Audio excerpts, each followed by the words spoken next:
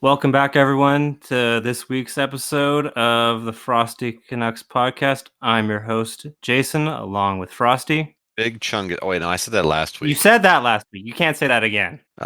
Anal squirts. Touche.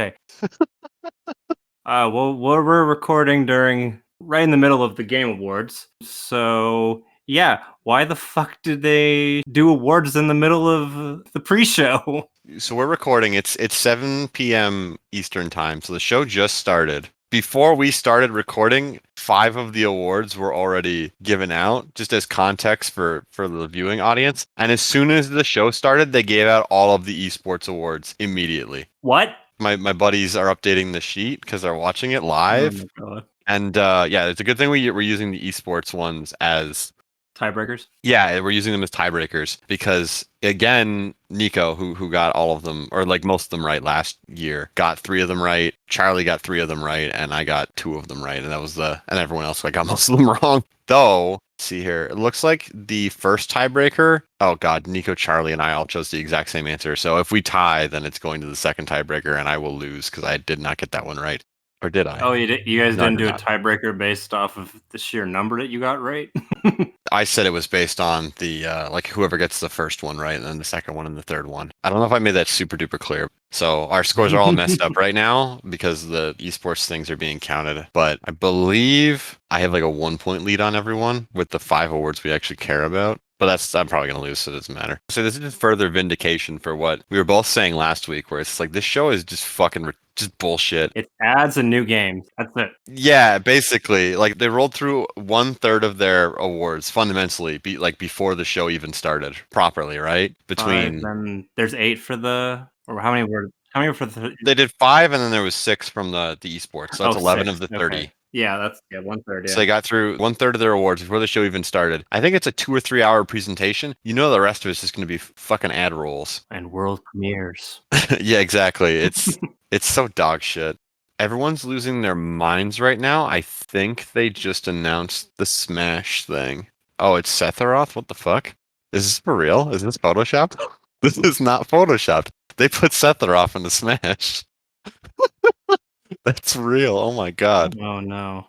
Now Cloud fights Sephiroth and So hold on. We weren't going to start with Nintendo, but can we start with Nintendo because that's a really good jumping off point. All right, fine. We'll start with damn Nintendo and their shenanigans. So Nintendo's been a real piece of shit the last few weeks. Did you want to summarize what they've done, or should I summarize what they've done? Yeah, this last month they've been pretty nuts with either their cease and desist or just plain old being Nintendo. Does that make sense? Being Nintendo? I think so. Yeah, so I won't go through the full history, but what I've got written down is the Smash Bros. Tournament was canceled over netcode because there's my IP. Oh, so yeah, do you want me to explain that one? Sure. Okay, so the gist of it is there is a piece of software that exists called Slippy, and it applies a rollback netcode framework on top of Super Smash Bros. Melee. To use it, you need to use a ROM of Melee rather than an actual, like, legitimate copy of Melee. But that would allow a Melee tournament to happen over the internet, which is not possible normally. But we need it because the Smash Melee community can't play the damn games in person. Yeah, because of COVID. That's kind of going back to what I was saying last episode where I had my big rant about fighting games in 2020. That tournament just got shit-canned. What's interesting about that is the software that's used to allow, like Slippy, the software that's used to allow for the rollback netcode to be applied to Melee, that's not illegal based on US copyright law, from what I understand of it. But the tournament encouraging people to use the software and a pirated version of Melee is. Okay. Nintendo has tried repeatedly to file lawsuits in the United States to have ROM sites and ROMs in general shut down, because in Japan, companies have a lot more leverage and they can be very controlling of their intellectual property. But repeatedly in the US courtrooms, judges have ruled in favor of not Nintendo and said, no, this is perfectly legal. Get the fuck out of here. Yeah, it's typically in the Japanese end of Nintendo that's the Yeah, well, the aggressive ones. Nintendo of America has lawyers that know that they can't pursue this shit.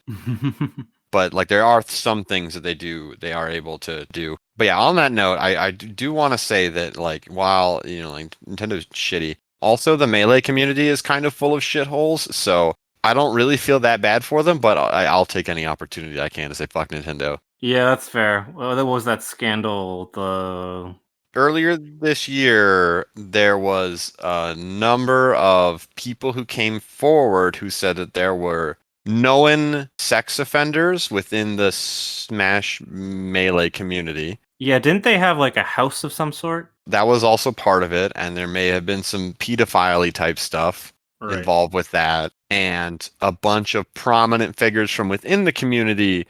They didn't oust these people. They didn't light them on fire and dance around them and burn them like the degenerates that they are. They defended them. So that's kind of why I have a big bone to pick with the Melee community. I think they're at least the larger community is full of shit. And then what's worse, and why this is like a good jumping off point into Nintendo's a piece of shit. Everyone was all hashtag free Melee and all this other shit. And as soon as Nintendo announced this morning that there was definitely going to be an announcement of a Smash character at the Game Awards, everyone was like, "Ooh!" And it's like they suddenly just forgot. Oh yeah, we're supposed to be angry at Nintendo for being like shitty. Mm-hmm. Sure as shit, my fucking Twitter feed right now is just a bunch of people going. I don't actually know if that got recorded. I didn't get recorded. Try again. Oh, they're all going.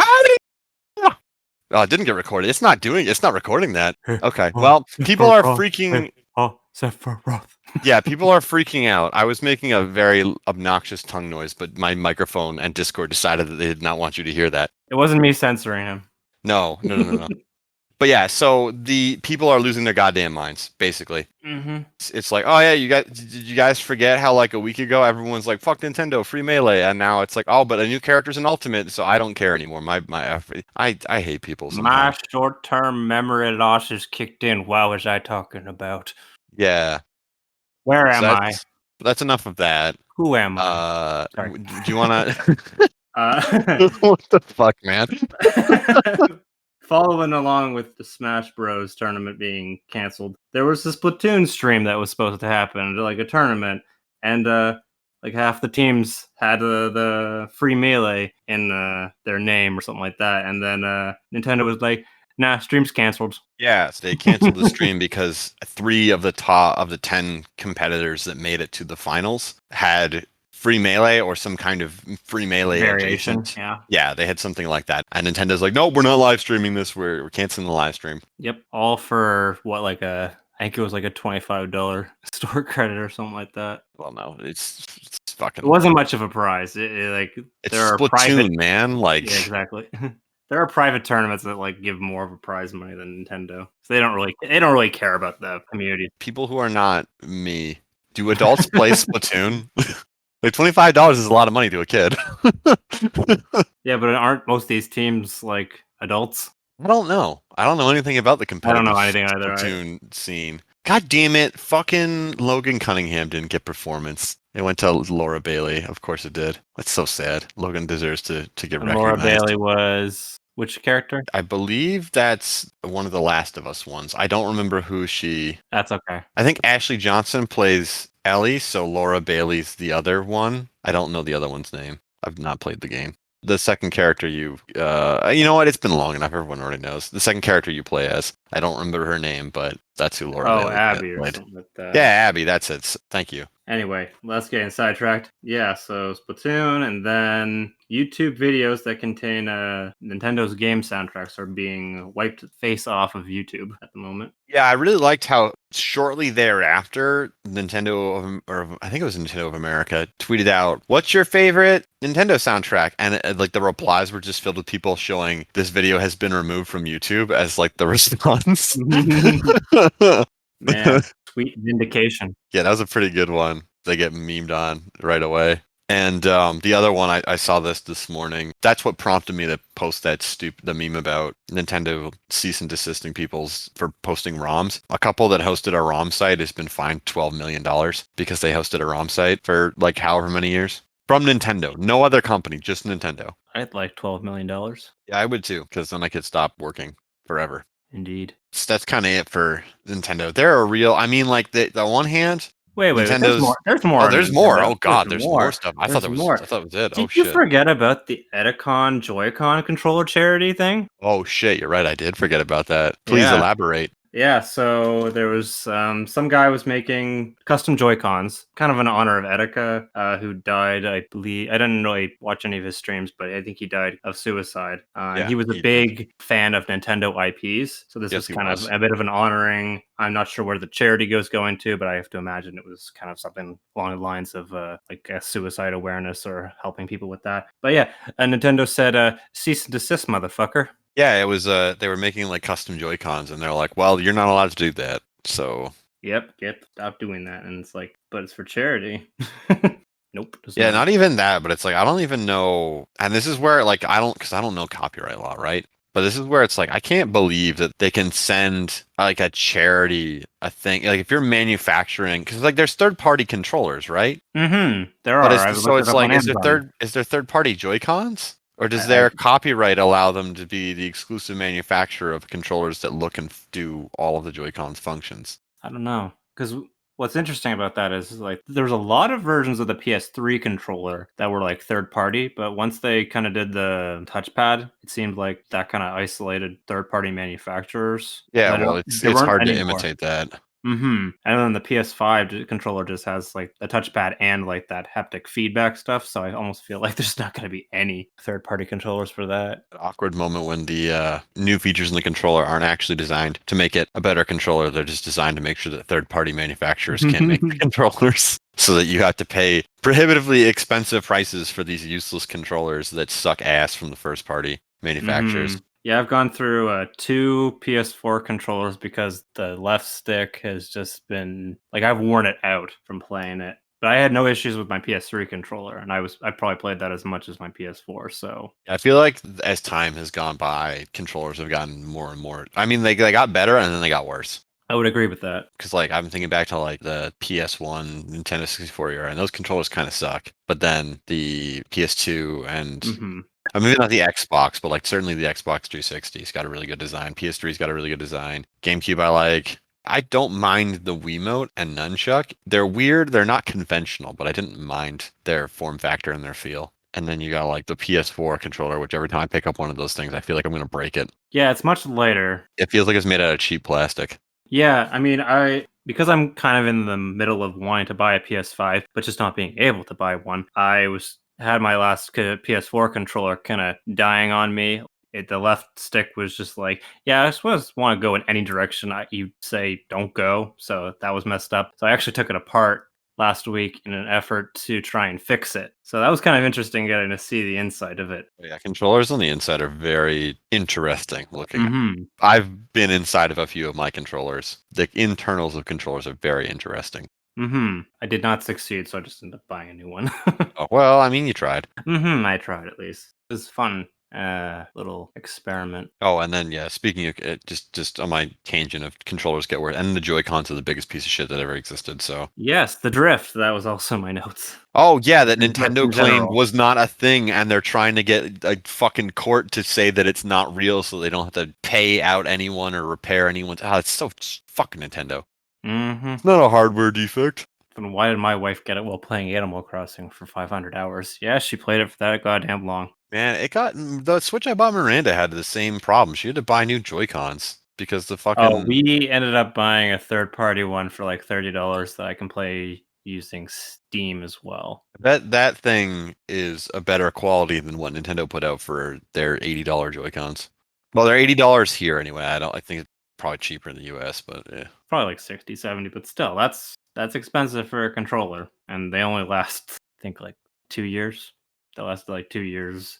And I wouldn't say we were gaming with it a whole lot. It's just she started experiencing that and she kept digging holes in the wrong spaces. She'd shift to the side. Yeah, I played something like 100 hours of Smash, and Miranda used it for probably 150 in Breath of the Wild, and I want to say like another 100 across other games. And then while I was playing Pokemon, my character would just start randomly walking upward, and I was like, what the hell? Yeah, we go to the left on ours. Fuck Nintendo. They're a useless company. They're a bunch of tits. I can't control what Miranda does, but I don't think that I want to buy another Nintendo console. I don't think that I want to continue buying Nintendo games at all ever because they're just such a fucking degenerate company that I would be much happier if they just fucking went out of business, which isn't going to happen. That's like impossible. They have so much money. They just refuse to spend on fixing any of their problems, like the fact that their online is shit, or the fact that they rushed a console to market and it has a huge hardware defect that they're not willing to fix. It's just like everything, just fucking. Well, I mean, they had like the Wii U as that huge blunder, but then came back with the Switch swinging. Yeah, but like they clearly launched the Switch to market too quickly because the drift has been an issue in all of the consoles they manufactured for like the last like 2 or 3 years. They haven't fixed it. Well, I mean, the biggest kicker is the fact that like the Switch drift is like actually serious in that Nintendo Switch Lite. So you have to like give up your whole entire console. Like, Yeah, because you can't just get it fixed. Yeah, which is like when I saw that, I'm like, well, that seems like a really dumb thing to buy because if when the fucking controller breaks, you can't just it's attached to the system. You can't fix that easily. Yeah, you got to send it all the way back, and then you're without a Switch for like 1 or 2 months. With how fucking stupid Nintendo is, they'll probably delete your goddamn save data on your fucking console. Oh, probably. Yeah. It's like this isn't my Switch. Oh, So we couldn't fix it. We just sent you a new one. Well, what about my save data? Well, what do you mean? What about my save data? You can't transfer it over? No, we don't understand how technology works. Yeah. What about all my purchases? You shouldn't have bought digital. No, just fucking Jesus Christ. Nintendo's like, you know that saying you got one foot in the grave for describing people who are like really, really old who look like they're about to die? Nintendo's entire body is in the grave. Their head is peering out. But they have too much money, so they're actually immortal. They're standing on top of their money, sort of like getting out. That's how they get out of hell. Yeah, they're just riding a giant wave of money out of hell. Wave of money to get out of hell. I'm just picturing like a gold coin or like a bullion, a giant wave made out of gold coins and bullions, and they're just like they're being lifted up from the depths of hell on the shining wave of wealth. That's quite the image. Anyway, this company makes me very angry. Like very, very unreasonably angry. So, are we good? No, we're not done yet. Oh my god, fucking! I have plenty of notes. Oh shit! We haven't mentioned this on the podcast, but you know that Super Mario collection, the 3D All Stars one, and then how they did it with Fire Emblem. Yeah. Wait, we didn't mention it on the podcast yet? I don't think we mentioned it. Oh, okay. That happened a few weeks ago. I was like, that's unsurprising and entirely shitty because the fucking Mario one sold like a gangbusters. So obviously they're just going to be like, oh, we can get away with doing this. Yeah. Fucking. They did the experiment again. So yeah, that Fire Emblem game, mind you, it's not like I guess it's not a super fan favorite. Maybe it is. I don't know. But it's which one is it? Fireblade something. I didn't. Okay, that was very informative. I know. Fire Emblem. It's fine. It doesn't matter. If you knew it offhand, then we can. No. Last point I have. Oh, for fuck's sake, there's more. In the last patch of the like the Switch's like software, I think it's like version 11. They added in Google Analytics and didn't tell anyone. Wait, when you just use your Switch, it just monitors what you're doing? Yep. Fundamentally, I kind of think every console and piece of software does that already. Like any kind of launcher does that. Because that's how you get like user metrics, right? That's how Microsoft knows that they're like, okay, we're getting like higher engagement scores. Or like how Steam knows. Although Steam usually, like at least for as far as how much users are doing and what users are buying, that's publicly available. But they'll ask you before they do more invasive things like their hardware survey. They'll be like, oh, do you want to participate in the hardware survey? I always do. But yeah, they at least for some things they at least ask before they do stuff. Yeah, I don't necessarily think that's a bad thing. I'm actually kind of surprised that wasn't in there already. Yeah, so fuck Nintendo. They're like a fungal disease inside of your anus. Nobody wants that. Fair enough. Yep, that's it for me on Nintendo. That's all the recent. That's good. Headlines. I don't want a fucking stupid piece of shit company. You want to get into the first viewer question then? Yeah, sure. Okay, I got a balls. Give me a second here. Alrighty, so my buddy Thomas had a question. So he asked it from the context of when we did the episode on music, but obviously last week we were doing a very Game Awards focused episode, so I saved this question from that week until this one. So his question is, Listening to your conversation about video game music got me thinking about Guitar Hero, which was a super fun series. But over time, they started to fill the games with these really kind of mediocre set lists. Regardless of that, at their peak, Guitar Hero and Rock Band were dominating. They were extremely popular games. Everyone knew about them, even people who didn't play video games. Do you think we will ever see some kind of revitalization of the music game genre, similar to what we had back in the mid 2000s? That's his question. Paraphrased a bit of it, but that's the gist of it. So, do we think that there will be a revitalization of the music game genre, a renaissance, similar to kind of how like the Metroidvania has become like bigger now than it ever was, kind of a thing? Do you want to go first? Sure, I'll go first. For Thomas's sake, I will say F-Zero, and then I will say F-Zero one more time. Oh, that's right. I forgot about that. F-Zero. See, we're at 3. All right, we'll save more for later.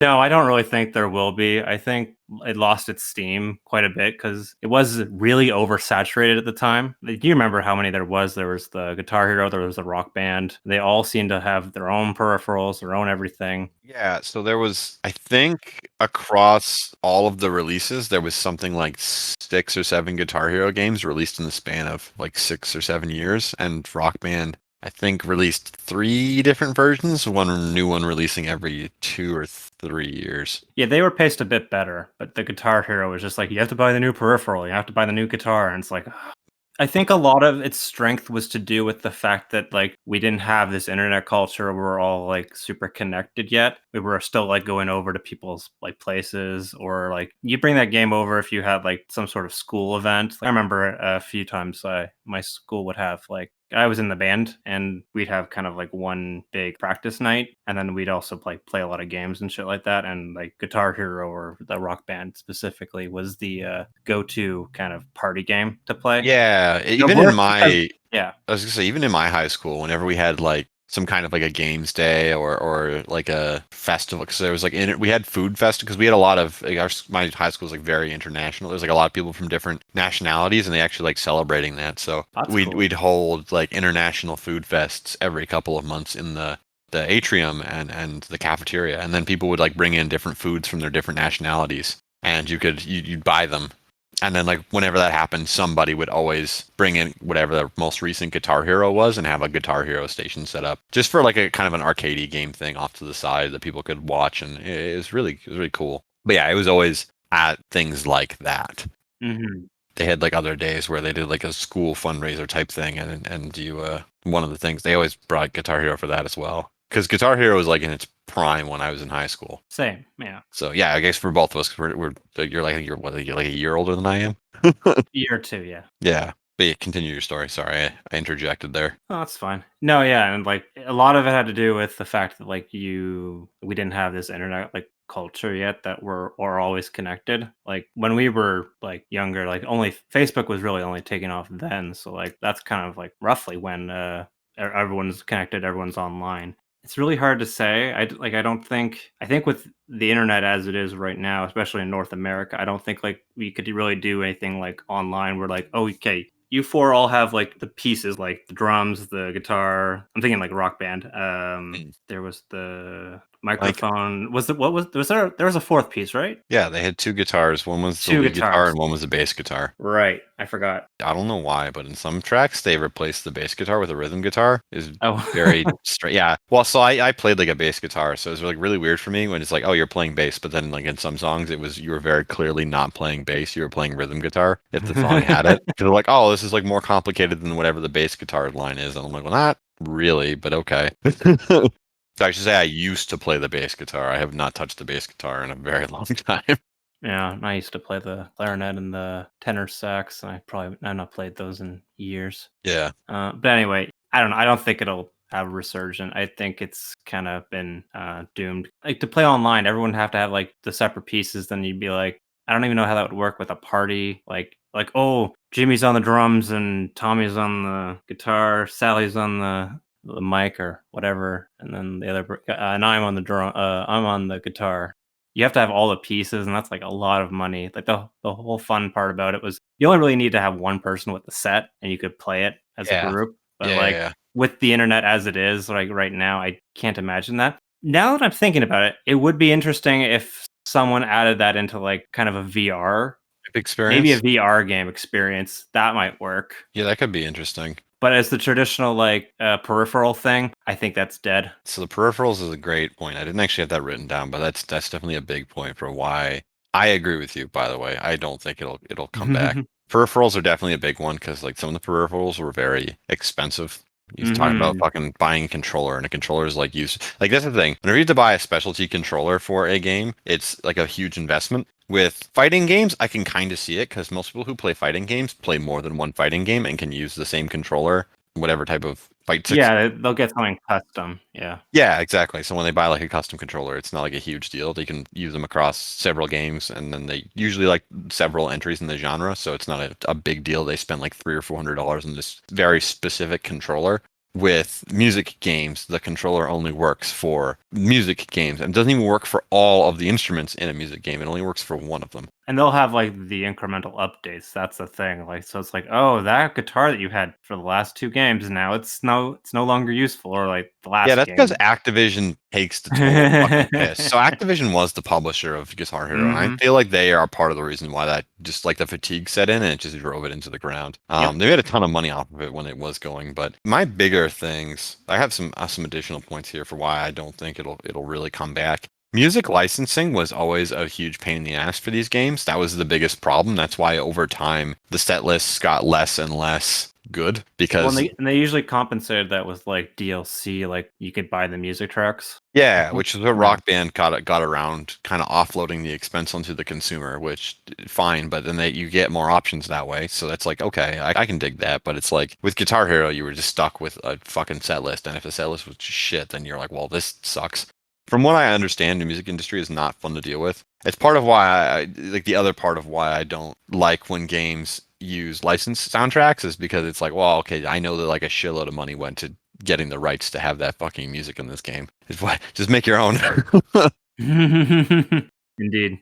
A big thing that has changed over the last decade is that Twitch and YouTube are extremely influential in like a big game success. Not all games, but it would be remiss to say or imply that Twitch and YouTube have not had a significant impact on the gaming landscape and which games can and will be successful. You will get DMCA'd for putting any content from a music genre game. If you played Guitar Hero and put it on YouTube or put it on Twitch, you just get DMCA'd. No one will be able to listen to the music because the music industry would be like, oh, you can't stream that shit. So I feel like that would heavily impact the game's ability to actually reach people. I feel like when they did a Rock Band 4, I think it was, oh God, like 5-6 years ago, that didn't really take off. And I feel like a big part of why that didn't really take off was the fact that partly because no one fucking knew it even came out.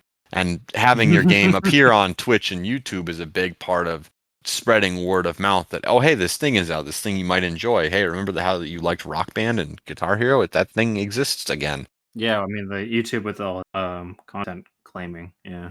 Yeah. Not feasible for the YouTuber. Yeah, well, there's one guy I know of, one guy who's like reasonably big, and he's Jason Paradise is his name. He does Twitch streaming and he does YouTube videos, and he plays Guitar Hero. He plays like a modded version of it where people can upload whatever track they want and then make custom tracks for it. Yeah, and all the music he puts up on his channel of him playing it and all the stuff he does in Twitch, it's not music industry music. It's stuff like he plays Ninja Sex Party because Ninja Sex Party doesn't give a fuck if you play their songs. They're just happy to be featured, right? Or like other indie musicians who again just are happy to be featured and have like their song name come up. Or like remix songs or like meme songs. But like Ninja Party's kind of like a meme. Oh, whatever. Yes. So that's what he does, and he's the only person I could find who does anything like that. But it's like that's not something that you can release in any kind of official capacity because of, like I said, the big problem with the music industry, the licensing and the DMCA's and all the other bullshit. I think that in the current land, and as you said, the peripherals they're no bueno, and the way that people interact with games is not the same as we did back when we were in high school necessarily. I feel like this generation of kids is way more into online games than even we were. And we had Call Yes, of Duty, I so Neither of us really played Call of Duty though. No, but like Call of Duty got Yes. big when we were in high school, right? That's it. Yeah. It like Yes, if we said anything else besides that, that would be like just a fucking lie. I don't think that we will really ever see them come back in any kind of large capacity. I would chalk that up entirely to the landscape has changed too much, and it'd be too much of a pain in the ass to work with the music industry, even more so than it was when they originally released these games. Yeah, they're both good points. And yeah, you made a great point with the peripherals and how we interact with games, even in like a physical space and get together and stuff. So I don't even think the kids nowadays, because we grew up and when split screen gaming was still a thing. I don't even think that that's a thing anymore that like kids even know about, because it's just like you just go home and you play on your shit and they play on their shit and you talk over the internet. Because like the internet's way the fuck better than when we were kids, as far as speed goes. And affordability of said speed. Still has quite a ways to go, though. Mm-hmm. At least in North America, it does. Yeah, it's got to catch up. You know, that to terrible telecom companies. Speaking of licensed soundtracks, this is probably a decent segue into our Cyberpunk topic. You didn't have anything else to say about that, right? I was done with that. Okay. So in Cyberpunk, there's actually a copyright music mode where it'll turn off all the songs that are a copyright so that you can stream it without having to worry about like the DMCA. Except one song actually did sneak out. Yeah, I was gonna say I saw that this morning on Twitch, or not Twitch, the other site that starts with the T, Twitter. Yes. Yeah, they so much for that. I like the idea behind it. They want their people who are streaming this to kind of sell it up, and if they get like the DMCA's like over and over again, they're probably going to stop. So that's going to stop. Well, if you have to worry about getting DMCA'd at all, then you're not going to fucking stream it, right? So. Especially with what Twitch has been doing as of late. Yeah, so that's like whatever.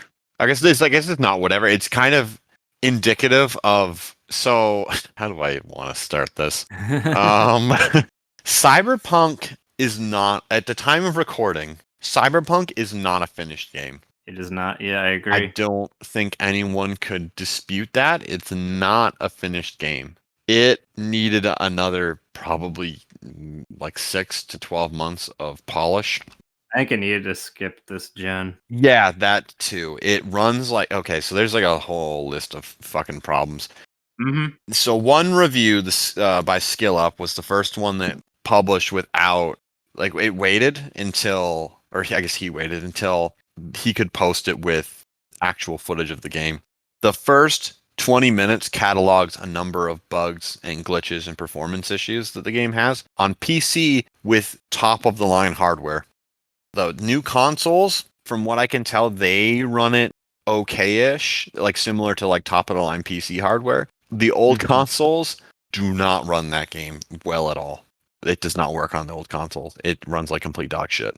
Yeah, I've heard on the base PS4 and then the base Xbox One. Yeah, it's a skip is what we would recommend on that. Yeah. Apparently on the PS4 Pro and the Xbox One X, it's a lot better. But yeah, the PS5 kind of version, or the PS4 version playing on the PS5, if you're gonna go with console, is the best way, or the Xbox Series X.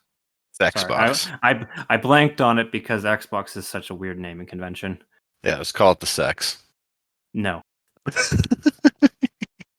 That is one of numerous problems. I'm not going to get into any of the social kind or the political type of problems with it, because it's not like a matter of like I wouldn't want to discuss it. It's just a matter of like I've looked through this stuff and I still don't 100%, like I haven't looked through enough of it to understand exactly what is going on. But certain groups of people feel as though this game underrepresents them. That may or may not be true. I have not gotten through the weeds on that yet. That's a much deeper, more nuanced topic than I am currently capable of. Like the information that's available right now is all over the fucking place. People are just burning down buildings, and it's like a fucking month from now I might be able to get through all the information and actually figure out why people are upset. But right now it's just a field of flame with angry villagers running at each other from both sides. Yep. That's a whole thing. But yeah, so the game launched in a state that it was probably not ready, but that did not stop it. It claimed the record from Fallout 4 of being the most played concurrent single player game on Steam of all time. Fallout 4 had something like 450,000 concurrent players at one point after its launch. Cyberpunk had over 1 million. Mm-hmm. It completely destroyed Fallout 4's previous record. I mean, this was the game that everyone was kind of waiting for a really long time, and I mean, Yes. yeah. It has the penis 2. No, I mean, you mean the lack of a penis too? No, it has the penis 1 and the penis 2. No, I know, but wasn't there the bug about the? Oh yeah, that's yeah, the fucking one of the best headlines I saw just this morning when I was digging through Cyberpunk news. Some players are reporting their genitals disappear, specifically their penises, and that's just one of many, many, many launch day bugs that still exist because the day one patch did not magically fix all of the issues. Yeah, no kidding. Could you imagine if the lack of a penis bug happened during the middle of like a sex scene or something like that? No, I could not. I lack the imagination for that. God damn it.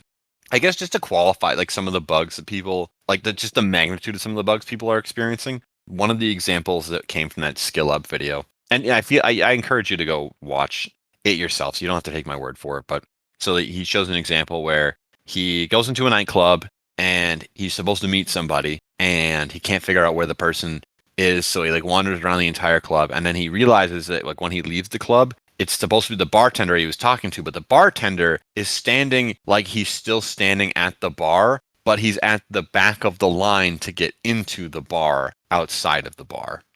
So then he talks to him, which triggers a cutscene, so his character's immediately whipped into the bar, but the bartender is still outside of the building.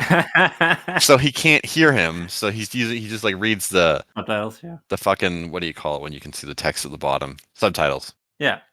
Afterwards, he's like, okay, I gotta go upstairs and meet a guy. He walks upstairs to meet a guy. The guy's just not there. And he's like, well, fuck, I don't even know where to begin looking for this guy. So that's just like one example of like is this some sort of Shenmue 3 where I have to wait for the sailor?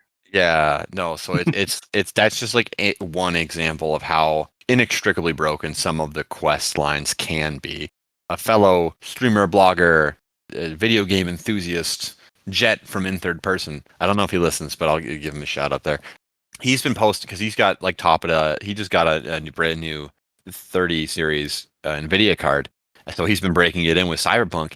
He has done nothing but like post and complain about like bugs on Twitter today. I'm like exaggerating, but he posted like one thing where he like tried to do a quest and it just like glitched out and he had to load back to an earlier save. And he tried it again, and he got the exact same bug. Like the exact same bug happened. He's like, "What the fuck am I supposed to do?" It's not just like a reviewer's. It can happen to you. This game did not. It launched way the fuck too early. It's clearly not finished. Just wait until 2022 when a definitive edition that's like 50% off or more is available on your platform of choice. When you no longer have to fight over a new console or new computer parts, and you can just play this fucking game, and it'll actually run properly. It'll have all the bugs worked out. It'll actually be like maybe something worth playing. Yeah, I will say I do. Yeah.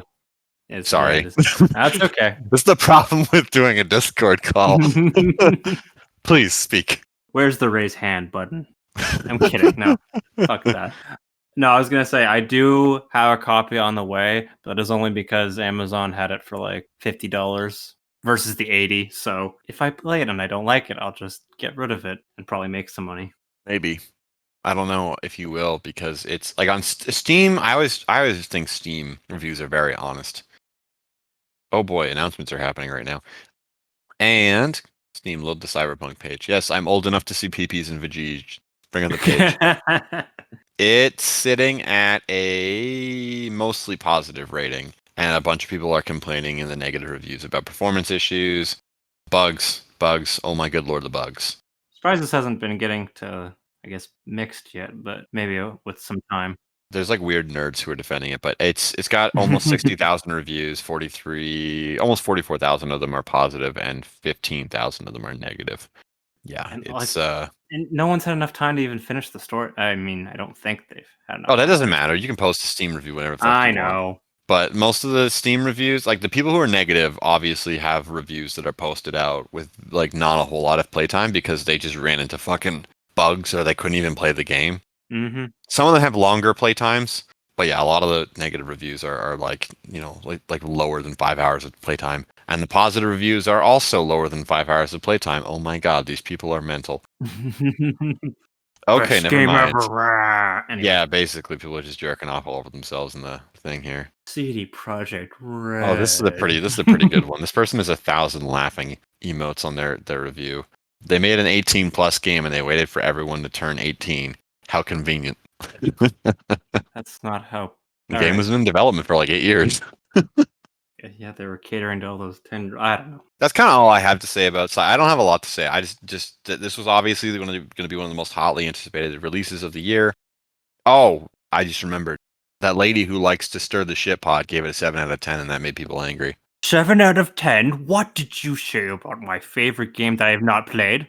Which I will remind you implies that the game is good. I know it's so good on the scale. It's just on legendary status.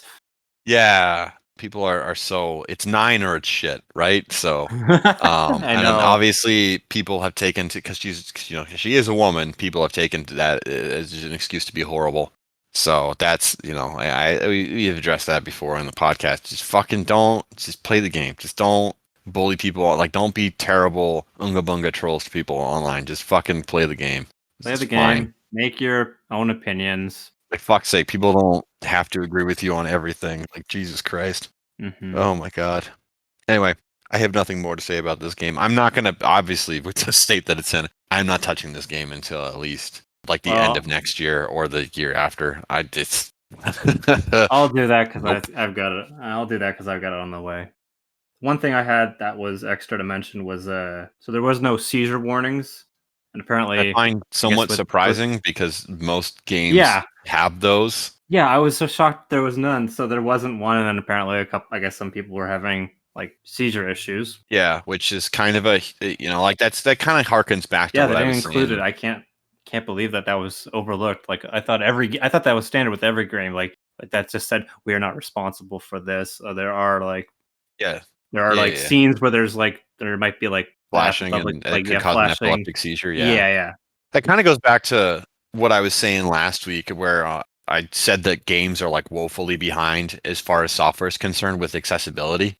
Yeah, that's just like another perfect example of that, where a fucking prominent, highly anticipated, big budget AAA game gets released and it lacks a fucking basic warning that, hey, this might be an issue, and doesn't have any kind of ways to deal with it. I don't even think many games do have a way to deal with it. I think most of them just say it might happen, and they just now we've absolved ourselves of any responsibility. We are legally safe. Yeah, I don't know. I'm very surprised at like that kind of. It's so simple and so basic. It's such a dumb thing to miss. Yep, definitely a dumb thing to miss. You want to get into the next viewer question? Yeah, let's get into the next viewer question. Okay, so we have no clean transition for this, but that doesn't matter. So my buddy Maz comes to us once again asking all of the important questions. So I'm going to preface this one with a little bit of a run-up. Oh no, this is actually completely different. Never mind. He was gonna ask about developers being stupid because Bungie has spent the last 5 weeks putting game-breaking bugs into Destiny 2. Hey, we just talked about that with CD Projekt Red, though. Yeah, but this game's been out for like 3 or 4 years now. I don't. These people, whatever. It's a whole. Destiny it's a whole 2 thing. is special. Yes, special's the word for it. So his question. How do I want to read this? He gave me a lot of paragraphs, and he always gives me free ownership to say it however I want to. But his question is fundamentally about power creep. So Mans is very much in the mindset that power creep is not a huge issue in games, even when it's present. Personally, he doesn't have any problem with it because in a lot of games, a lot of games are centered around power fantasy, and it helps to reward your long-term players. It gives them a reason to keep investing time and continue playing a game, right? Like if you keep increasing the power level, then you're like in a gear-based game like Destiny, you have to keep, or Destiny 2, whatever. You have to keep coming back and get the new gear so you can beat the new challenges, and then the new bigger challenge, and then you get the new bigger gear, and then it continues and continues and continues. in perpetuity until you get bored or they toss the game in the garbage and you start over again with a new game. Mm-hmm. His question is fundamentally, how do we feel about power creep? How do we think it affects the game? Do we think it's good, bad? It's kind of a very general sort of question. Obviously, some players think it's not great, and he's an example of a player who thinks it's fine. So I'll let you start again with this because I introduced it with the question. So unless you don't have any strong opinions, I have some notes. So for power creep, I don't really play that many online games, so that's why I didn't figure you'd have a very strong opinion. I play mostly single player games, and in those games, it's like the whole idea of getting more powerful, but I like hitting like a kind of a max on like your power. And then the challenge is like either you're at the top of the level, and then it's like kind of like usually the end game content that's like expecting that you're at that max level. And I kind of like that because usually it's like that's usually balanced, because while you're playing the game, sometimes players are like, oh, I'm just going to do story missions and that's it, or I'm going to do all the side missions along the way, and then I'm going to come back to the story, and then it's like, oh well, Steamroll story. I am way more overpowered. Kind of like how Skyrim did it, like where you could have just done the main storyline, but you're going to do all the side shit along the way, or a lot of the side shit. I think more players have played the side quests in Skyrim than they have the main quest. Probably. Pretty sure. But yeah, that's kind of really I like hitting a level. Yeah. Well, it's a more online game oriented thing. Mm-hmm. Your turn. I spent some time playing MMOs before. I know what power creep is. It's just time for Maple Story. Yeah. Well, kind of. That's like the biggest place where I come from this opinion with. So for me, power creep has its place, but also it's really fucking annoying. But also it has its place. So what do I mean by that? So for me, the biggest problem with power creep is when the scales are moved too far and the player is not given enough means to catch up to it. Or I've explained before, MapleStory is an extremely abusive game as far as how it was monetized and how it treated its players. So whenever new content came out, the bar was always moved way the fuck away from wherever it was. And the result of that was, well, now you have to get a whole new set of gear and also re-roll a bunch of gear. But also we added this new thing in that costs like extra money that you need because that's the only way to make yourself more powerful, or even more powerful, so you can actually take on this new content. And that's irritating for a number of reasons. Like in general, I didn't like that. And because that was my kind of first exposure to power creep, originally I was of the mindset of like, well, this is dog shit. But in games like World of Warcraft or Destiny or these games or like Final Fantasy 14, these games are designed very specifically around having a set amount of content that you're expected to work your way through, and then they have some end game content. The idea with the end game content is that like you get through like the main content, like the story content or whatever, and you get to the end game content and you do the end game content for as long as that version of the game is being played, and then the next set of shit comes out and then you move on to that. So by having power creep, you actually have an incentive as a player to keep moving there. And the goals for these games, it's not to just get more money out of you like it is in MapleStory. The goal in that game is to keep you playing the game because players are content. With that, it kind of makes sense to me because it's like, okay, well, you're doing thing X until you're fighting Gilgamesh the Destroyer until you get the webbed boots of slaying level 69. And then when you have that, that's like the best item you can get. And then they release Nosferatu the Potato and he drops Holy Chainmail levels 75 or whatever the fuck. So you go, okay, I got to get the Holy Chainmail from Nosferatu the Potato. So then you know, because you've maxed out your characters. Where are these names coming from? I'm pulling them out of my ass. Okay, good. The idea there is that you have like an incentive to actually move on to the new. If you're that kind of person who likes to engage with that kind of content, you have an incentive. You have a reason to move on to the new content. There's better gear to get. You want to engage with that gameplay loop of just progressively making your character stronger and stronger and stronger. I don't necessarily feel like or think that there's any kind of problem with having the scale constantly creep up because it gives you a reason as a player to just keep progressing along the way so you don't just get bored at the game. It gives you something to work towards. It gives you something to work on. It's kind of artificial in the way it's implemented, but some people really like having that kind of a loot treadmill. And I'm not going to disparage that and say, well, they're wrong. Like, whatever. If you enjoy that, you can enjoy it. So yeah, if you have this like constant increase in power, then you as a player are able to, like as somebody who engages with the end game content and the end game systems of one of these kind of looty games, you have the ability to, move through each piece of content and acquire all of the new loot, and you get progressively stronger as you do that. So it kind of makes sense in that way, because the power creep is giving you a reason to keep pushing forward, to keep getting new shit, to keep engaging with that new content.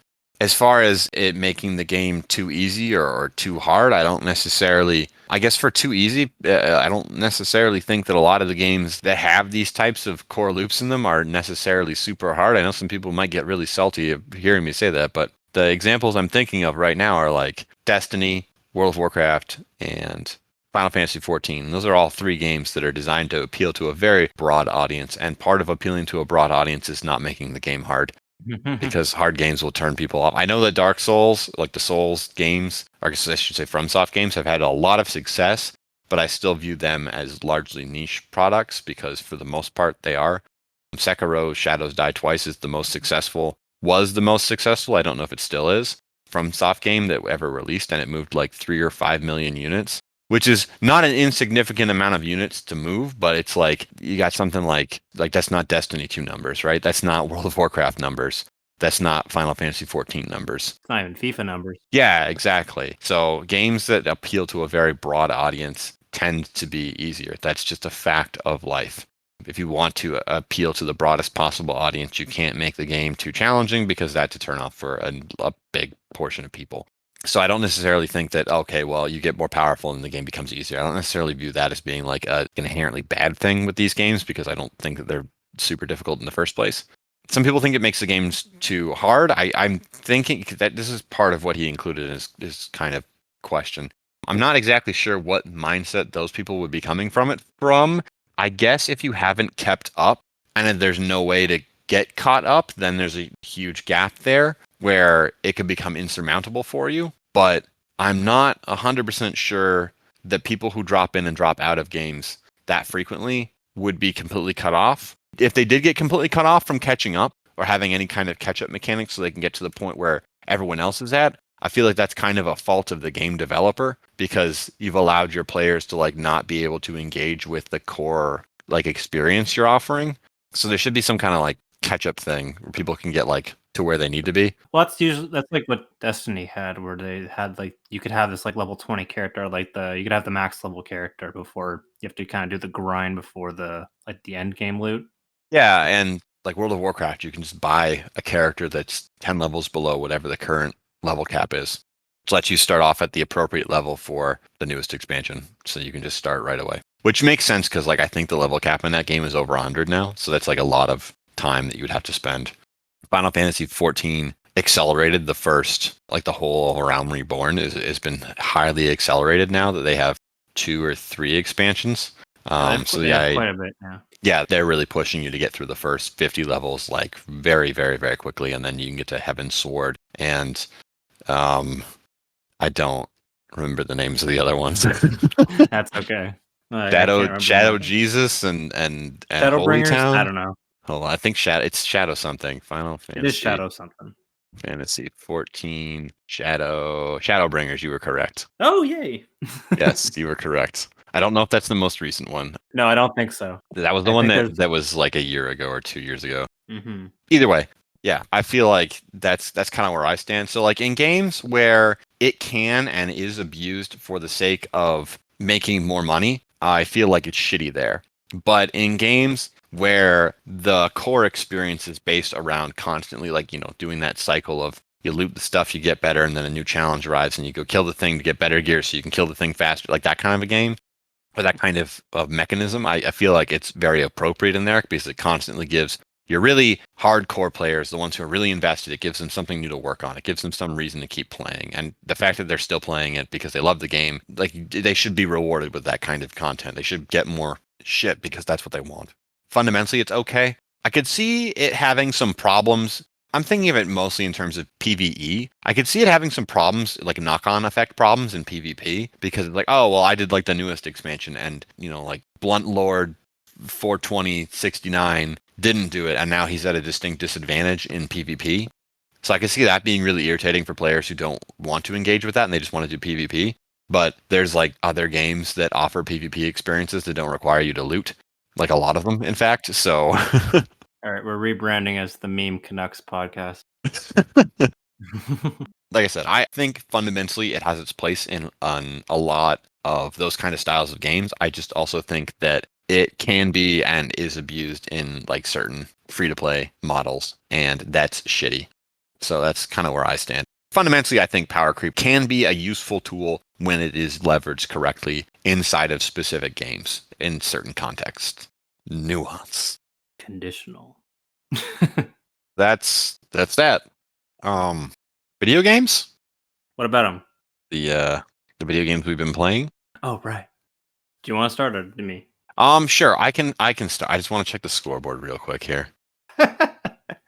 Oh, I'm 1 fucking point behind Keith. God damn it. Oh, but the fucking is it counting the goddamn tiebreak ones? I don't know if Maybe. it's counting the tiebreaker ones. Oh shit, it is counting the tiebreaker ones. Damn it, Charlie! I told you not to include the tie. Oh, whatever. I'll manually go through those later. Most of the ones that were like, I think this is an obvious choice, are definitely the ones that have come through as the winner. Oh, Hades got best action game. There we go. Oh, good for you. Oh, good for Hades. I know.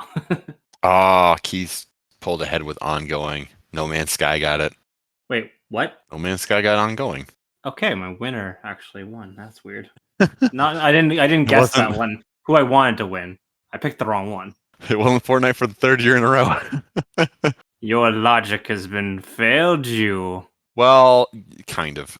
There are some things I said that have held true so far on the I know. things. Anyway, yeah, I'll start with Nexomon. So, oh, you son of a bitch. I'm leaving. No, you're not.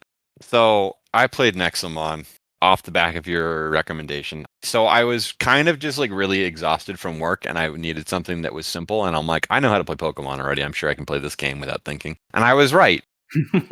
So it is, like you said, it was very, very Pokemon in nature and design. And I think, having finished it, that it's entirely unremarkable and there is zero reason for most people to play it. I know that is probably going to sound very harsh, but stick with me here. I think the exact same thing of Pokemon. So, so the big thing for me is that, you know how with Stardew Valley, it provides a lot of meaningful improvements over Harvest Moon or Story of Seasons or whatever the fuck it's called now? Yes. To where a lot of the things that some series veterans are just like, oh, this is just the way it is, so it's fine. But people who are not familiar with it come in and are like, this is bullshit. But Stardew Valley kind of like irons a lot of those things out while introducing a bunch of new things that kind of mesh really well with the game and make a lot of sense. It's very much aping another experience, but it provides something to where you could say there's a reason for you to play it. I feel like Nexomon is just Pokemon. So if you like Pokemon, probably like Nexomon, but it doesn't offer anything unique or interesting of its own that separates itself to where you could say, this is a better experience. This is the superior experience. It's not different enough for you to say, this is a unique spin on this idea, right? I don't feel like there's a big reason to play it outside of just wanting to play Pokemon at a cheaper price point. It's like it's a $20 indie game instead of a fucking $80 Switch exclusive. With an expansion pass. Hell will freeze over before I buy DLC for Pokemon. Though I say that, but never mind. I don't know. It is what it is. And like the entire time I was playing it, I was comparing it to Pokemon, both when I was streaming it and when I wasn't streaming it. So I did also stream it. By the time this goes up, the VOD will be deleted because they only last for 2 weeks, I think. The combat is less nuanced and less involved than Pokemon, which is not something I thought I would ever say, because Pokemon has a really basic combat system. In Nexomon, you fundamentally have creatures that learn attacks of their element type, and they're a normal type. Nexomon, they learn a normal type attacks and like one other elemental attack. So because of that, there's not a lot of variety. You know exactly what every creature can do, by looking at what element it is, which means there's like really no surprises, but it also means it's just like all you do is just spam your strongest move of whatever elemental type you are against whatever you're attacking, and that's all you have to do. That's all you have to think about. There's a few kind of statusy or buffing type moves that work okay, but most of the buffing type moves I found weren't worth using because it was just more efficient to kill things by smashing the attack button on whatever your game move was. Yeah, akin to a Pokemon. Yeah, and it's like that's, when you play PvP Pokemon, you actually get into like the nuance of the battle system, but in the actual story, there's no reason to. So it's exactly like the story is in regular Pokemon, where it's like, oh, I have a grass Pokemon, I use the grass move. Although you can use like TMs in Pokemon to teach different moves that your Pokemon normally wouldn't have access to. So that introduces a little bit of nuance that just isn't in Nexomon. The way that speed was calculated really made fast Nexomon shitty. The moves have their own speed stat. So, and that factors in more so to when a Nexomon is going to attack. So the fast ones that were weaker because they had high speeds were inherently worse than using the tankier ones or the ones that could just hit really, really hard that were slow. Because the more powerful moves always go last anyway, because they're slow as shit. So that kind of didn't make a whole lot of sense to me from a balancing type of perspective. Like you said, the fact that you could see a percentage for how you were going to catch things was kind of useful. That just made it more clear about what was effective for making them get caught, because the tutorial doesn't explain it at all. But after the first few times that I saw that, I was like, okay, I know what all of these things are. I don't necessarily need this anymore. Aside from seeing like what food the Nexomon would respond the most positively to, but you could always feed them 2 pieces of food they didn't like, and that would work just as well. So Yeah, it was usually just 2 pieces of food that they liked. yeah. So the legendaries, they didn't really like any food, so you had to like save those star Oh berry shit! Well, ones. I stopped playing the game before the You didn't post game. care. Yeah. I spent like most of my stars just catching like random stuff, as well as my golden Nexa traps, which are just like they were like master balls. You get like 10 of them through the game if you play the Yeah, whole. which is probably like enough for the legendaries, but More or less, yeah. the story exists. It's obviously is better than a Pokemon game, which has almost no story, sans the 5th generation. Mm-hmm. It was okay. I mostly laughed at it because to me it was very typical JRPG bullshit between like the gods and the battle between good and evil and the villain who's not really, it's like a gray area villain, and your quest isn't particularly righteous either. Still very kiddie. I didn't hate it. But I found it very entertaining, but I wasn't laughing with it. I was laughing at it. It kept you going at least, though. Yeah, precisely. The one area I feel like the game did really well, though, I liked a lot of the creature designs. I really liked a lot of the creature designs. I was obviously, you were there for the stream, and there was like a few times where I was audibly like freaking out. I'm like, "Oh, what's this now?" And then there's some other ones that I saw, and you changed your tune a little bit from last week. yeah, Anyone listening to this, that was the part of the podcast that got shit canned by Craig. yeah, there's some more. There's some parts that got removed where I was like, "Ooh, this guy looks cool," and there's other times where I was just completely shit talking some of the designs. Yeah. And I still feel that way about some of them. I generally Oh speaking, no, for sure. Yeah. Generally speaking, I like more of them than I dislike. That I will say.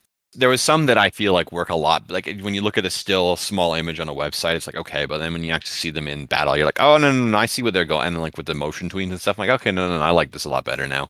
But fuck the light bulb one. The light bulb guy's awesome. You shut your mouth. Oh, you like the light bulb one? The light bulb one looks like a Pokemon that I drew when I was 10. I didn't like that one as much. That's the only reason I like it. I'm like, oh, this is that Pokemon, like it. But yeah, that's kind of what some of the designs feel like. I like the lamp one that like the flame was escaping from the lamp. Oh yeah, that one's really cool. Yeah, I didn't find that guy in the wild at all, but he's really cool. I think my favorite design on my team was Ghost Waifu, the Cyclops with the giant like messy bedhead hair, but then it had like the 2 giant like hair claws coming out from the sides. And for some reason, they gave it boobs and a butt. I still don't understand that. That's so weird. The fat Snorlax made out of ice cream was also a good one. I like that one. Glunch or something like that. Yeah. Fundamentally, I don't feel like the game offers enough like differences. It's just Pokemon, right? There's no differentiating factor. There's no wow factor. And for me, that's really unfortunate because I feel like the framework of having a collectible creature game can be expanded to do more than just be a JRPG. There's a game I was thinking of, and I don't remember if I talked about it on stream, but I played this game. It was kind of like an action RPG kind of game, and it was called Spectrobes. And it's not great for a number of reasons, but I really liked how the collectible creature aspect of that game worked.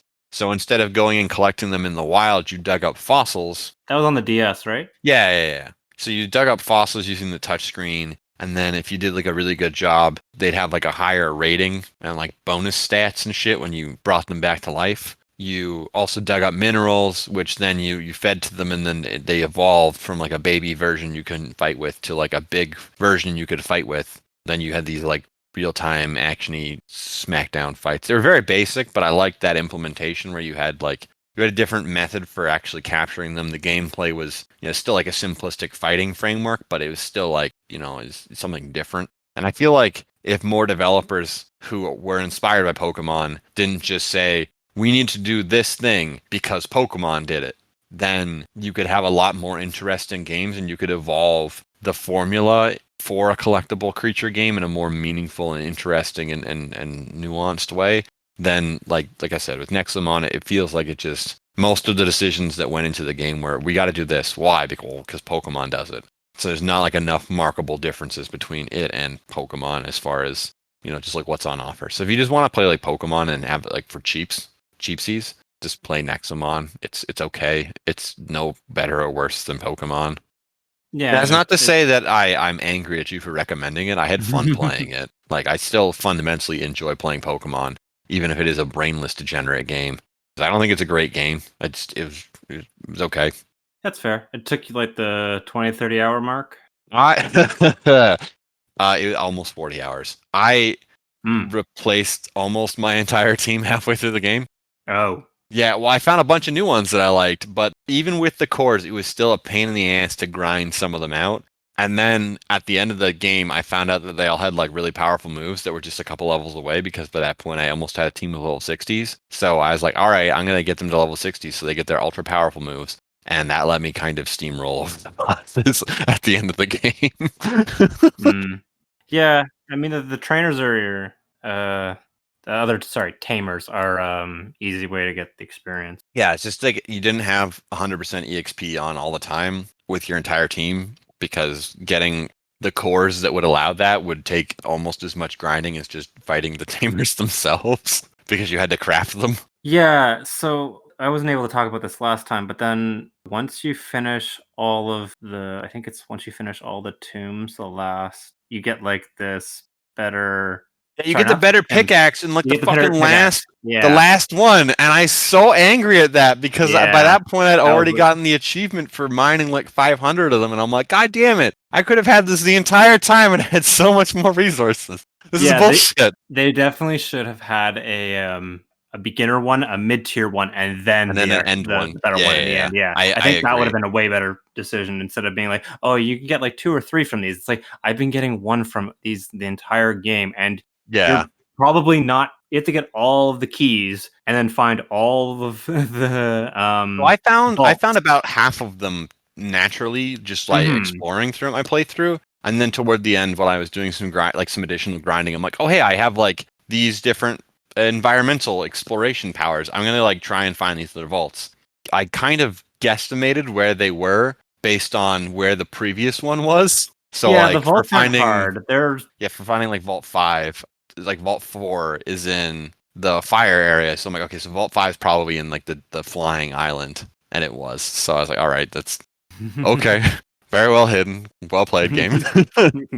Like the 8th or 9th vault of the 9 vaults gives you that extra fucking pickaxe, and by that point I'd already finished most of the game, and I was like, this is stupid. Why would you give this to me at the end of the game? Yeah, I was already done the game by at that point. I had beat the final boss and everything. Yeah, just silly. So yeah, that's kind of Nexomon. And the only other thing I played was Doom. I started Doom Eternal. It gave me a huge heavy metal boner. Okay, so I've played the first, like the tutorial level, which is like the first level is basically just a giant tutorial, and the first real level of the game. So like the first 2 levels of what I think is a 13, 14, 15 level game. It is very, very hard compared to Doom 2016. There is a lot more options you have, and all of the enemies have specialized weaknesses. So each of the different gun modifications you can unlock. First of all, you can switch between them now, which is something you couldn't do, I don't believe, in 2016. You had to choose like one or the other. And in this, you can just swap between them, which you have to do because certain weapon modifications are critically effective against specific elite enemies. So it's just like you have a lot of different pieces and like I guess a lot of different functions to juggle all at once to be successful. And that makes the game a lot more complex, where Doom 2016 is very, I shoot, I kill. So I feel like people who really like Doom 2016 might not actually like this game because it offers, I know it's still a first-person shooter, but it offers a very different feeling experience. Doom 2016, it's very focused. It's very simple. You run around, you shoot things, they die. And there's also like the glory kill mechanic, which is designed to help propel you towards enemies. So you're like a predator. In this, you got the predator thing going on. You're hunting them down, but there's all these like little fucking things you have to manage, and these like cooldowns and different considerations, and it's all happening like boom, boom, boom, boom, boom, boom, so fast. It's a lot more complex in its execution. It asks a lot more of the player, and to be successful, you have to juggle a lot more factors. It's not even remotely the same experience. As far as what it's going for, it's like a complete opposite, like polar opposite experience, where Doom 2016 is very focused. Doom Eternal, like there's just so much shit going on all at once that the player has to juggle. It's very complex and very challenging because of that complexity. I've enjoyed what I've played of it so far. It's just I was not expecting this. I was expecting another like fast-paced, I shoot, I click you, you die kind of experience, and that's not what this game is at all. But yeah, so I could see some people not getting on with it as well, just because of how I would almost say it's needlessly complex. But yeah, it's fun so far. I will probably finish it before the next podcast, so I might have more detailed thoughts. But that's kind of like the first impression from playing about an hour and a half of the game. Cool. I know that probably doesn't sound positive. It's supposed to sound positive, or like mostly positive. But yeah, that's Doom Eternal so far. That's all I've been playing. There's no positive vibes on this podcast. Kidding. What about you? What have you been playing over the last 2 weeks? All right, I'm gonna get I played actually did decent amount. I finished the Nexomon Extinction game. I thought you finished already. Yeah, I got that all platinumed. I did it the weekend after we recorded last. Did all the achievos. Yep. I'll kind of post my thoughts with the screenshot of me platinum eventually. So I was hunting for like the mega rares and legendaries. That was kind of annoying. Yeah, that's the other thing. The mega rares never ever showed up when I was playing that game. I think I found one the entire game. I had to use a guide for that shit. So they're in like certain bushes of grass. That's stupid. Yeah, exactly. That's really stupid. So you don't know until like you're there. And then there's like one area that's like the tropical islands. Did you even get there? Yeah, I visited all the different places. I missed that on my first playthrough. I didn't even go over there. Yeah, I saw that they were a thing and doubled back to them and realized that I could have went there really, really early on to get like a few different creatures who I hadn't found. Yeah. But I feel like there's a ton of guys I missed on that island as well. There's so many that I was like wondering the entire time, like that should be in the desert, because you know the tourist that's like a the one that looks like a castle. Yeah. He's in that area. Granted, there is sand in that area, so fine. But there's also like some that are like fire there, and I'm like, why are you here? You should be in fucking hell, like this area, the fire area. Like there just seemed like it was kind of hit or miss on some of them. But anyway, I played that. Mega rares were kind of like they'd take like 20-30 minutes to find sometimes. Oh my god. And you had for the last achievement, it was like fill up the entire deck. So I was like, god damn it. Yeah, well, I saw that and it was like, no, I'm not getting all the achievements in this game. Yeah, that's fair. Because I had finished everything else though, like I'd fought all the trainers. You have to fight them twice. It's so stupid. I thought I had fought all the trainers, but I did not get that achievement when I finished the game. There's some hidden, like a couple hidden ones that I missed like completely. Or I think it's like story parts that like you think you saw them, but it's a double back. Like it's the story. I ran into a few who were like that, yeah. So I think there was a few more that like I missed. That's why I missed them. There was a couple paths I didn't take, and obviously I didn't go to that island at the beginning or till the end.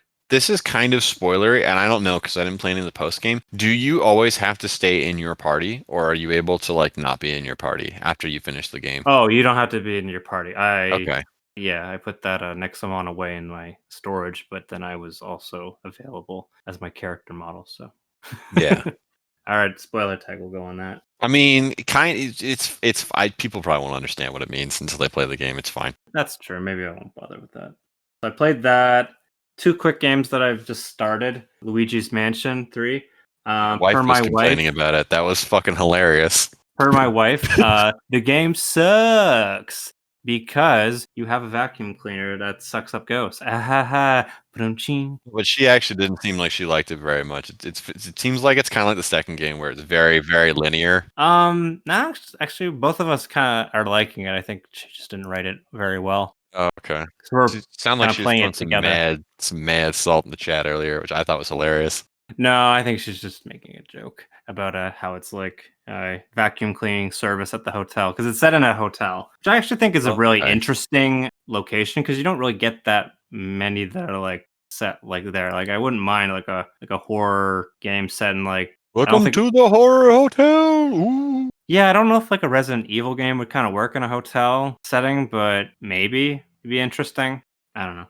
So far, there hasn't been like a whole lot of new mechanics I've run into, but granted, I've only gotten to like maybe a couple hours in. And same with Yakuza Like a Dragon that I just got yesterday. I got this. Pictures of Itchy Bum the Yakuza. Yes, you had some comments about that. So you know how you were saying that you got me to play Nexomon, and the next game you're going to try and get me to play is Yakuza Like a Dragon? Yes. Yeah, you don't have to. It's my Christmas present.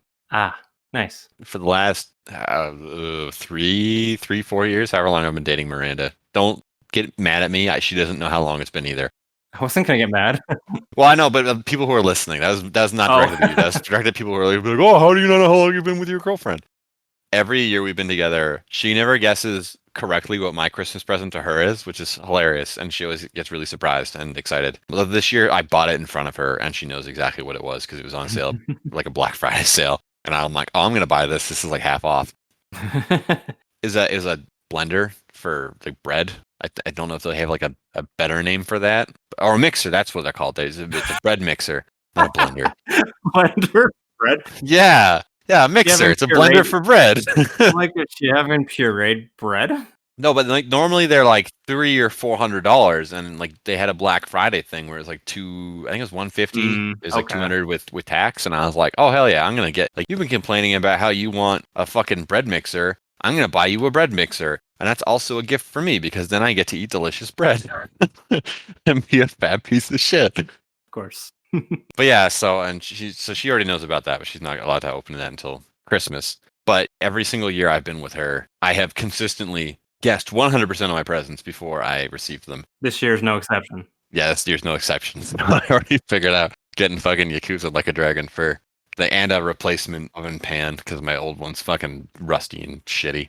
My wife and I always like to play this together because she likes the storyline. Because the story is always really good in Yakuza games. It's like that's what drives you forward with that part, and then the side stuff is like just the icing on the cake. Yeah, the story is the tip of the penis, and the side stuff is the shaft of the penis. Why?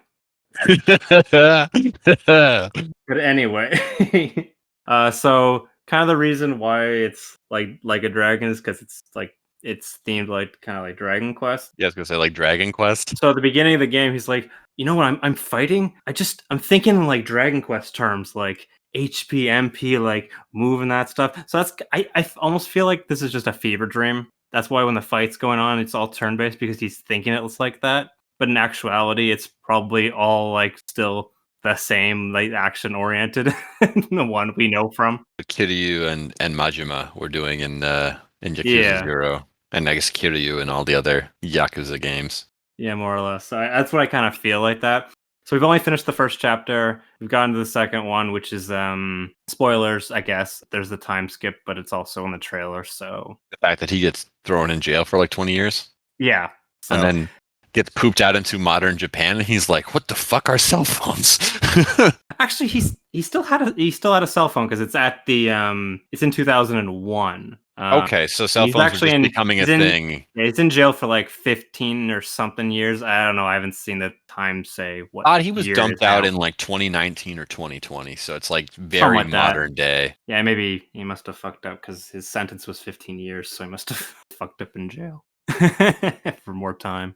I could have that wrong, but I thought that's what the trailer said. It might have been, yeah, because he's not cut out for very much Yakuza-ing, I'd have to say. He's not the... Neither was Kiryu, really. Kiryu is like a Yakuza on opposite day. Spends more of his time fighting criminals than he does actually shaking people down and being a piece of shit. Yeah, true. So yeah, those are kind of my thoughts on those games. And then I played one more, which was called Flipping Death. I played that game. Oh, you have played that game. Yes. Cool. What did you think of it? So I played the first game by the developer, the Stick Take it It to to the the man? Man. Yeah, And I played this that as well. yeah. Like this is very, very similar. So it's highly story driven, and like the ones that you can read people's minds, and in this one you can actually take them over, which is a bit cooler. And they all have like one kind of mechanic. Like priest has holy water, and then this one fucking guy is like, "Oh, I'm the pokester, and I will poke things." So like you'll use his poking arm to like kind of hit a switch or something like that. Each one has kind of like a little mechanic Yeah. involved. I'm liking the story so far, where kind of you start with like the prologue where Penny dies, and then she's greeted by Death, and Death's like, "Ah, you must be the temp. Thank God, I need a vacation after 1 billion years of serving the dead. Where are you going on vacation, Death? I'm going to the moon. No one's died on the moon." And I have a feeling later on that someone dies on the moon, so I think that's how his vacation ends. But I haven't gone there, so I believe so. it's not that hard of a plot thread to see coming. I like the art style. I like the Yeah, art so style. It's unique. I like Stick It to the Man. I did not like Flipping Death as much. You can play Stick It to the Man with a mouse and keyboard controls perfectly fine. Mm. Oh god, they do not work in Flipping Death. I don't know what they did, but like the mouse and keyboard controls do not work for shit in that game. So I had to use a controller, and that kind of fundamentally ruined my experience with the game. Well, you hate controllers. Yeah, I don't like using controllers, which is like already a bad. But yeah, there's like one part where like I tried to use the mouse and keyboard for a while, and it's just like very fiddly and didn't work. And it got to a point where it just like the mouse and keyboard just did not work for one of the like it just did not work. You could not do what the puzzle asked you to do with mouse and keyboard. So I had to like plug in a controller, pick up it, and then start playing with the controller. And I'm like, this is so, I hate this. That really pissed me off. Like in terms of quality, it's probably on par with Stick It to the Man. I just was like very frustrated by the fact that it It was was a on bad PC. PC, and yeah, it's just Yeah. like it was not a good PC experience on the basis of the fact that mouse and keyboard, the primary way that you play PC games, did not work. That's too bad. Other than that, did you like the story though, Um, and the puzzles, or was it kind of still second fiddle to Stick It to the Man? Because I liked that game a liked lot I when it liked came Stick out. It to the Man more, but I think part of why I liked Stick It to the Man more is because I have any expectations going into Stick It to the Man, and this I feel like this game was probably on par. I just enjoyed Stick It to the Man more because of the novelty of playing it without any expectations. Where this I kind of expected it to be like Stick It to the Man or better, and it's just kind of like the same sort of experience. Although the puzzles, like you said, the mechanics are a little bit different, and the story's a little bit different. It's got the same kind of sarcastic humor, which is nice, but Mm-hmm. it's okay aside from the fact that it doesn't work for shit on mouse and keyboard. Well, okay, I played it in 2019. I don't know if they've patched it since then. It's been like 2 years since I played the game. Like beginning of 2019, and now we're at the end of 2020. So they might have I was patched gonna it in say, wait a some. minute. Yeah, it's been almost 2 years since I played it. They might have patched it. But yeah, when I played it, the mouse and keyboard did not fucking work very well. That's a shame. I like that these are really short experiences. Like I'm at like maybe in the middle of chapter 2, and I don't know how Yeah, long it is, but I know it's it's like roughly a shit though. 5 to 10 hour game, Yeah, I was gonna say it's like a 5 to 10 hour game. Let me check on Steam here. How long did I spend playing it? And I'm pretty slow playing which is games, something so I like to do, especially considering I'm going to have to play I all of already forgot Yakuza the Like a name. Dragon. What is it called again? Oh, Flipping Death. Thank you. I was thinking of a completely different name. I played it for just under 6 hours, and that included all the time I spent fucking around with the mouse and keyboard not working before I finally relented and plugged the controller in. Right. Yeah. So I'll probably finish that in the coming weeks. But yeah, mostly my focus will be back on Yakuza Like a Dragon and seeing how far I can get with that. They gave fighting game to Mortal Kombat 11. They did the right thing. They gave it to the only game that deserved to win it. Sorry, I'm just reading the Game Awards. I didn't have that selected as my choice because I figured they wouldn't give it to the only game that deserved to win it, but I'm very happy to see that I was wrong. I picked Street Fighter 5, I think. Yeah. Just for record, I am sufficiently losing now. Oh, no. Yeah, Nick, Nico, and Keith are quite a bit ahead of me now. I have a paltry 13 points. I don't think there's even enough categories that haven't been announced yet for me to even catch up to them. Oh yeah, because we have like same answers in all the categories that are left. So yeah, there's no way. You're doomed. Oh yeah, no, I'm not winning this. It's gonna be Keith, Nick, or Nico. I hope it's not Nico, just on the basis of he won last year. It'd be nice to see Keith or Nick win. Anyway, Well, side tangent. Yeah, side tangent. That's all I played. So I guess it's outro time. Thanks everyone for joining us this week. We have one more episode left this year and godforsaken 2020. The godforsaken 2021. Yeah, it's true. But anyway, it'll be about our games of the year. Not the Game Awards game of the year, but the game that we like this year that we played. And that'll be live right before the end of the year. Yeah, like right at the end of the year. It'll be on the 30th. So if you listen in 2021, we don't care. That's fine. Yeah. Enjoy New Year's and everything. If you want to follow us on Twitter, we're at the Frosty Canucks. You'll get updates on when these podcasts go live. Or you can follow Spotify or Anchor or Stitcher or literally any of the podcast services that this fucking thing goes up on. That works too. That works too. You can follow me at Javm Animation. That's JAVM Animation. One day I'll start actually drawing again, hopefully. But I should have a post on Nexomon by the time this goes out. It's just saying kind of my final thoughts on it because I wanted to sit on it for like kind of a week to say, did I actually enjoy this a lot, especially after platinuming it. Your turn. Okay, so you can read the shit that I write on frostylite.ca. I've got a lot of really interesting things coming out in the next couple of weeks looking back at 2020 on a whole from my perspective. One of them will be a look back at how my art has improved over the entire year, which is actually pretty ridiculous. While I was looking at my own portfolio of stuff between like March of this year, which is kind of when the first couple of my drawings went out on Twitter because I was a little burned out for the first bit of the year, but versus now, it's mind-boggling seeing the difference in quality.